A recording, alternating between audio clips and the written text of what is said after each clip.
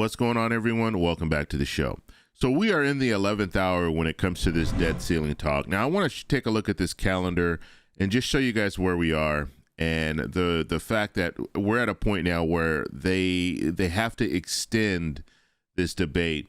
And so they're not going to be able to get this done in the time frame that we have left. And so I'll show you guys exactly that. And so basically what I'm saying is if they don't do an extension, we will go into default early June. So we're going to take a look at this. But first off, if you guys can do me a favor, please like the video, subscribe to the channel, hit that little bell notification, and then click all. By clicking all, you'll get notified anytime we post a video. We do daily videos here, so by clicking the bell notification and clicking all, you should be getting updated every day. And just a reminder, if you're not getting notifications, let me know in the comments below.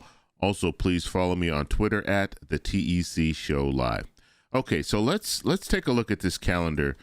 And the first thing that I want to do when it comes to this calendar, actually, let me give you a better view. Here's a better view. The first thing that I want to do when it comes to the calendar is I want to look at all the time just in May that they had to actually get something done. Now, remember, the House passed their bill, I believe it was on April 26th. So what that means is all of May, they could have done something and nothing got done. And we've been going over the same calendar, so you guys know kind of how it's set up, but I'll just remind you, just in case you're watching for the first time. The blue here, this is the Senate. That means the Senate's in session. The yellow here, that is the House. And so if you have the yellow and the blue, both the House and the Senate are in session. And so when we start looking at the calendar, we start going down a little bit lower here, and we'll come down to the 25th. That's where we are right now. We see that the House is in session. The Senate is not in session. Okay. Now, when it comes to leadership usually will stay around Washington. So they usually don't go home on all the different time periods where they can go on recess. And so in this situation, because we're in the 11th hour, because they need to get a deal done, most likely leadership will stay. So the House leadership will stay, as well as the leadership in the Senate will stay in Washington, D.C. So in this situation here, we're at on the 25th. They are pretty much going to be going home. They're going to go home early today, and they'll be off tomorrow, or I'll at least say they'll be on recess. But realistically, we'll just call that off because they're taking Friday off, and then we have Memorial Day on the 29th. Okay, so just looking at this calendar and knowing what needs to happen, because basically what they'll need to do now is they'll need to come to an agreement. And once they come to an agreement, it's going to take a couple of days for them to draw this up. Okay, so we'll just say 2 days to draw this up. So we know that. And then 72 hours, there's a 72-hour rule now that's in effect in the House, which means that they will need 72 hours to review the bill. Okay, so that has to happen. So when we're looking at our calendar here, they're most likely they're not going to come up with a deal today. Maybe they'll come up with something verbal, but I don't think it's going to happen today. But let's just say let's say it happens today. We'll just go with that. It happens today. They come with a verbal agreement today. Now you have the 26th, which you're talking about leadership putting together a bill. So they're going to have to put it on paper. So they'll have the 26th, the 27th to put it on paper. Even if they work into the holiday, maybe they can do that. But in order to call Congress back, it would have to happen on the 30th or the 31st. Okay. So what that would mean is they need that 72 hours. So if they call them back, 72 hours to review the bill. So you're going to have the 30th, the 31st, and now we're into June. We're into June 1st, and we know on or around June 1st is when a default could happen, okay? So that would mean that 72-hour rule would be right here. And so they would have to get a deal done by either today or tomorrow.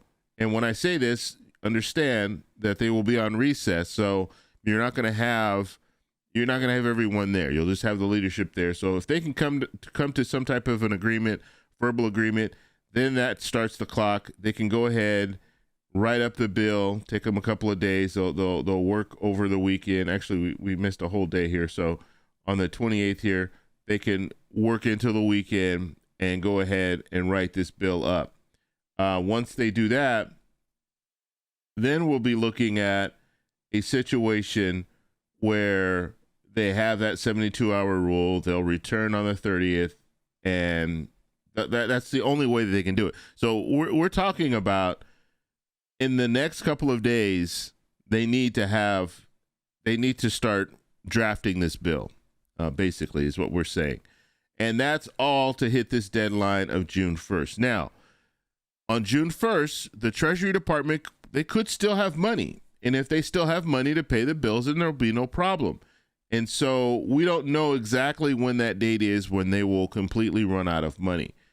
And so we just know June 1st could be the earliest. Okay. So looking at our calendar, we're really, really tight right now when it comes to, we might not see this done without an extension.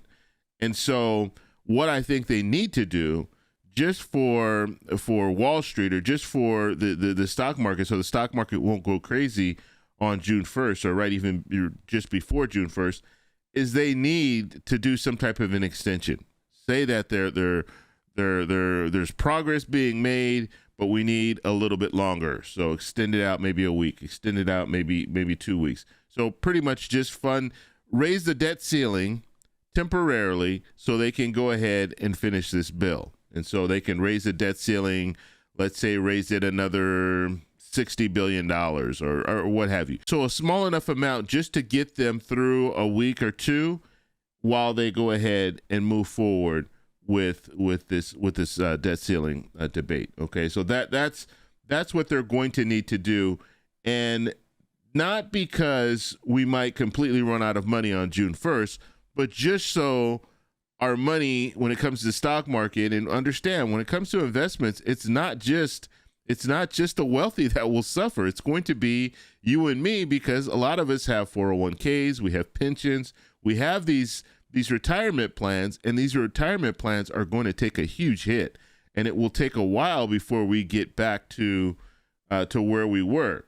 And so we don't want to move backwards. So we want to make sure that Congress says, okay, yes, let's address the issues that we have here, but let's raise the debt ceiling while we're still going over what needs to happen when it comes to a deal. Now, the Democrats in the House, they actually got their discharge petition together, 213 votes. That would raise the debt ceiling, but they need 5 Republicans to vote for this discharge petition in order for it to go through. And what a discharge petition would do is it would bypass Speaker McCarthy. So Speaker McCarthy has the power to bring bills to the floor. However, if they did a discharge petition, it would force the bill to the floor. So if you have a clean debt ceiling, and that's what they wanted to do with the discharge petition, have a clean debt ceiling, so they'll raise the debt ceiling without dealing with the budget, this budget talk now, all these different cuts. So that would be forced to the floor in the House, and then they can vote for it, pass it in the House, and completely bypass Speaker McCarthy. But it doesn't look like they're going to get those 5 votes, and so that's the reason why they can't move forward with the discharge petition. I talked about this a couple of weeks ago when they announced that they are going to try to get a discharge petition. So that was one workaround. That workaround is not going to work anymore. And so right now it's up to this whole negotiation. That's what's going to have to happen. They're going to have to come to some type of an agreement when it comes to this negotiation.